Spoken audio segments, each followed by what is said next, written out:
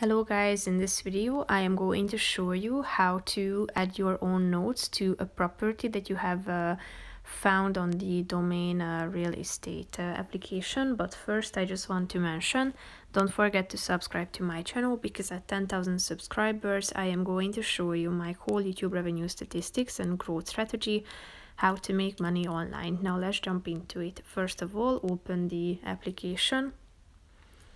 Select the property that you have chosen, so tap on the relevant one, scroll down until you can find this My Notes section in the middle of the screen, so tap on it, and here you can find this blank page or box to which you can add your notes.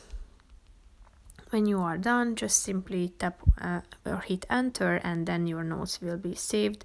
So if you save this property for later, you will be able to find your notes added to this section. So that's pretty much it for this video, guys. See you in the next one. Bye bye.